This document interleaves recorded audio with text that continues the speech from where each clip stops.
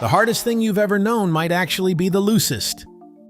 Look at this road. It looks so solid, right? But without the intervention of this slow-moving machine, the road surface would essentially be a jumble of loose particles waiting to collapse. We call it a road roller. But its proper name should be structural compression machine. Inside that inch-thick steel shell lies a secret few people know. A moving system that alters the very nature of matter. It compresses the rock particles so tightly that water cannot penetrate, and time cannot erode them. So what is really spinning inside that steel drum? Why does it never get stuck in asphalt? And why is a vehicle moving backward more important than moving forward in creating a masterpiece of infrastructure?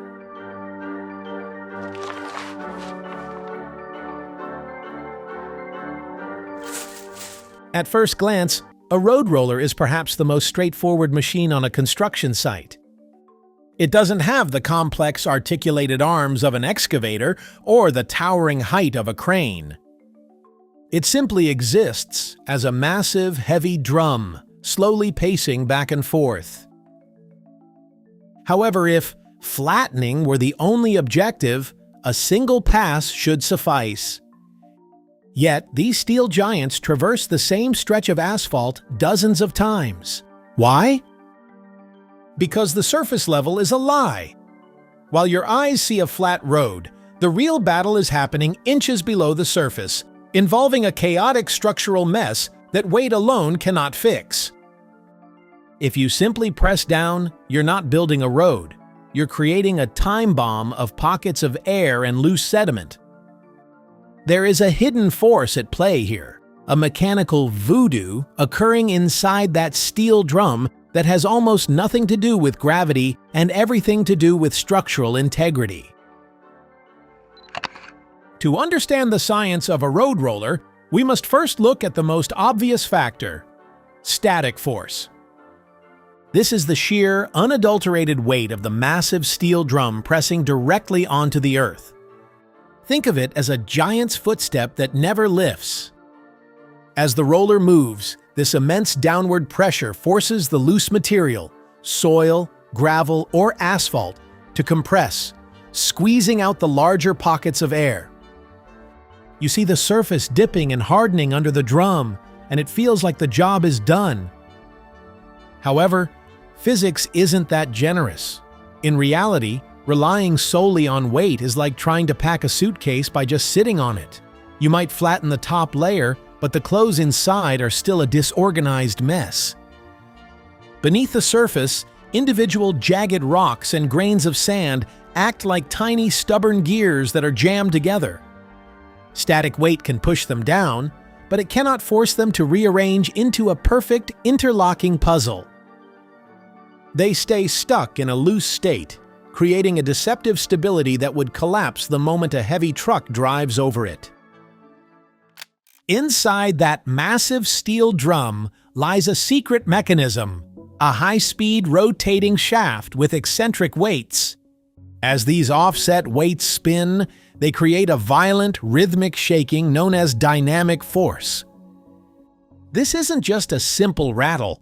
It is a calculated frequency designed to shatter the resistance of the Earth itself. Think of it this way. If you try to fill a jar with ice, they will inevitably leave large, hollow gaps. No matter how hard you press the top, the rocks stay jammed against each other. But the moment you shake the jar, those rocks dance. They slide past one acquired friction point, rotating and tumbling until every tiny stone finds its perfect home in the empty spaces below. The vibration momentarily cancels out the friction between individual grains of sand and stone, effectively turning a solid, stubborn pile into a fluid-like state.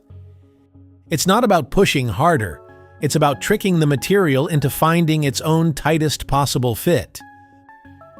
By liquefying the friction, the roller allows gravity to pull every particle into a locked, interlocking embrace that a 1,000-ton press could never achieve alone. If weight creates pressure and vibration creates displacement, then repetition is the final component that ensures the permanence of the structure. To a non-expert, watching a road roller go back and forth over a 6-meter stretch of asphalt 10 times might seem superfluous, even inefficient. However, in the highly precise world of civil engineering, stability is not an instantaneous event. It is an accumulation process. Think of it like kneading dough for a premium loaf of bread. You don't just press the flour once and call it a day.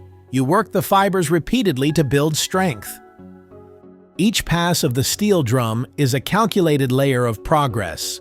The first few passes collapse the obvious voids, but subsequent rolls are where the real precision engineering happens.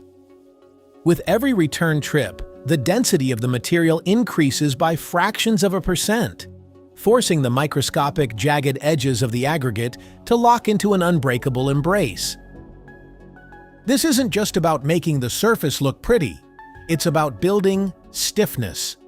By the final pass, the ground has transformed from a loose collection of debris into a monolithic slab, capable of supporting a 40-ton semi-truck without flinching. Building a road is like a meticulously planned, layered cake, where each layer requires a different tactical approach. You can't treat a tough, rough layer of soil the same way as a hot, thin layer of asphalt. This is why the world of road rollers isn't a one-size-fits-all industry. When dealing with the deep soil foundation, the subgrade, engineers often call in the padfoot roller. This machine doesn't have a smooth drum. Instead, it is covered in heavy steel teeth or lugs. These teeth penetrate the soil, breaking up clumps and squeezing out moisture from the inside out, ensuring the very bones of the road are solid. However, once we reach the final stage, the asphalt layer, the strategy shifts completely. Here, we use the smooth drum roller. At this point, the goal is no longer deep penetration, but surgical precision and uniformity.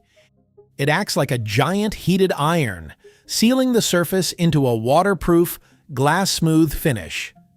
One creates the strength of the skeleton. The other provides the perfection of the skin. If the steel drum is the heart of the machine, then the operator's control of speed is its pulse. To an outsider, driving a road roller looks like the world's most boring job creeping along at a snail's pace. But there is a high-stakes calculation happening in every inch of movement. Think of it like dragging a heavy magnet over a pile of iron filings. If you zip past too quickly, the magnet doesn't have enough dwell time to exert its influence, leaving the particles scattered. On a road, if the roller moves too fast, the vibration doesn't have time to penetrate the deep layers, leaving the bottom unstable while the top looks finished. It's a superficial fix that leads to potholes within months. Conversely, moving too slowly is equally dangerous. It's like holding a hot iron on a single spot of a silk shirt. Stay too long and you overcompact the material, crushing the very stones meant to provide strength. The operator must act as a human computer, constantly balancing the travel speed with the frequency of the internal vibrations. After observing the weight, the vibration, and the repetitive pacing, we must realize that the road roller isn't actually crushing anything. If the machine starts crushing the stones, the road has already failed. The true objective is something much more subtle and sophisticated: the rearrangement of matter. Next time you see a road roller crawling along like a snail, remember it's not just leveling the ground.